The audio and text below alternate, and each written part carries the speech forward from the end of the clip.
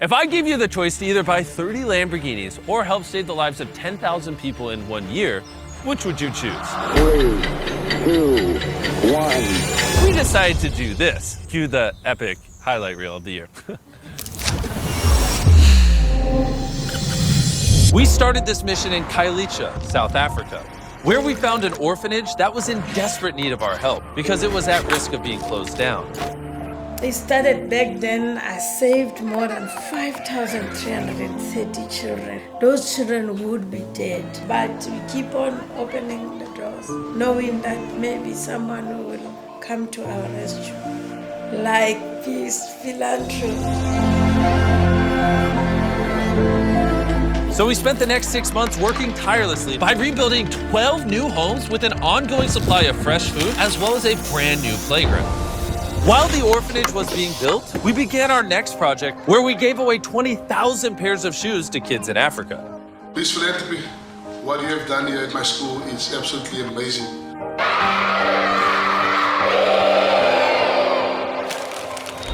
Darren then flew to the Hopi Reservation in Arizona, where he met with Wendy. There are over 10,000 members of the Hopi tribe. These people don't have very much, but they're some of the most generous people you'll ever meet.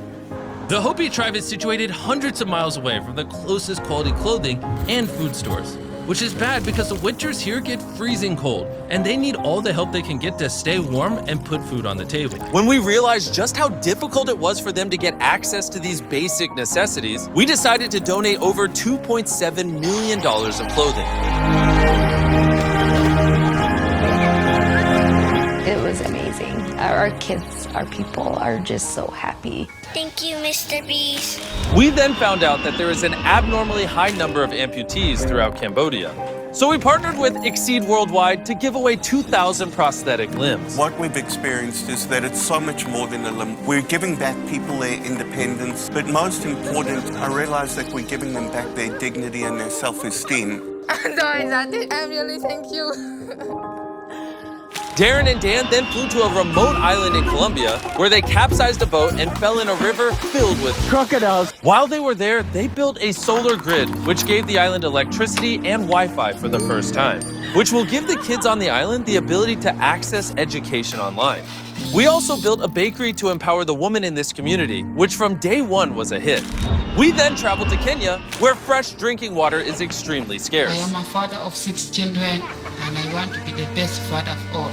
That's why I work so hard to maintain my bread. My bicycle, it has no gears. One of the pedals is not there. The brakes are not 100% working. Sometimes I think if I could take motorbike engine and put to my bicycle, my life could be easier.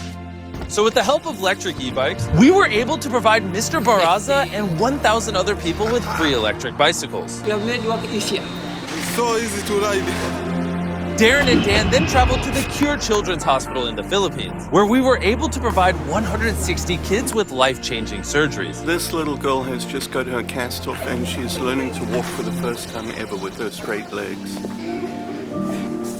The magnitude of the surgeries that these kids are getting from Cure for free will change their lives. And the fact that Beast Philanthropy can come in here and help Cure provide care to some of these kids is something that's going to affect me and stay with me for the rest of my life. The construction of the orphanage in South Africa was now complete, and it was time to surprise Mama Rosie and the kids.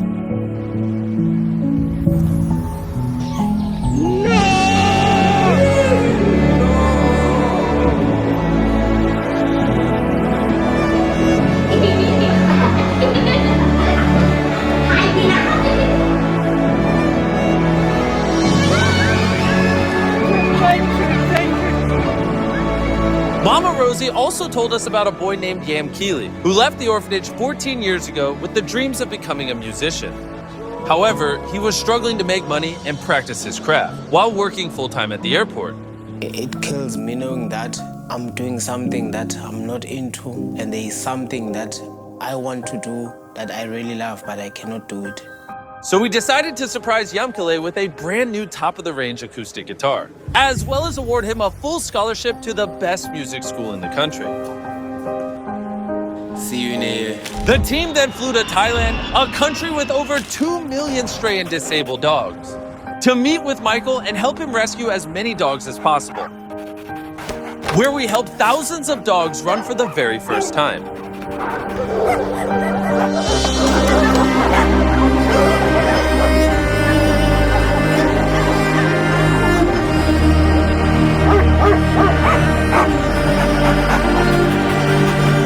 As well as give Michael a brand new rescue van, a state-of-the-art gas machine, and a brand new ambulance.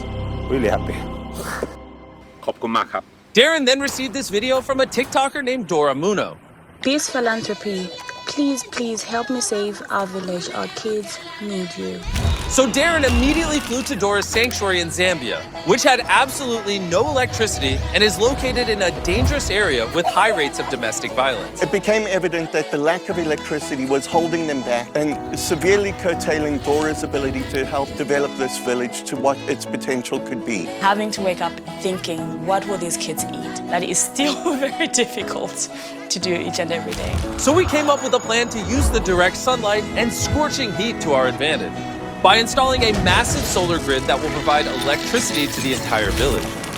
It was then time to turn on the lights, and the kids couldn't contain their excitement. Mateo, turn on the lights!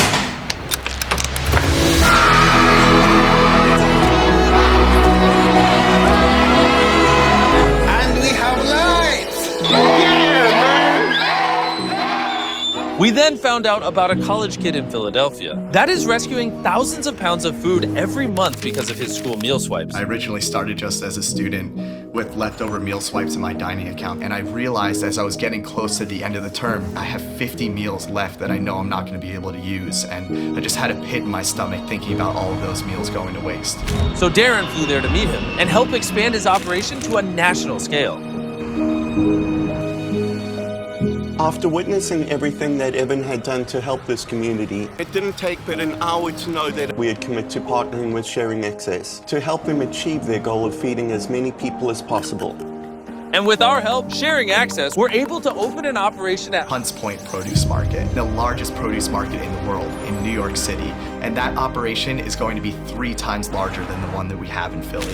Next, Darren and Dan travel to the heart of Cameroon, where thousands of children at this school have to share a single toilet and have lessons in these derelict and dilapidated classrooms. These conditions had no dignity. These conditions would not make a child believe that the future is bright. Once we saw this, we knew we had to do something, so almost immediately we started drawing up plans to begin construction. And a few months later, the brand new classrooms were built, just in time to surprise the kids before they returned from their holidays.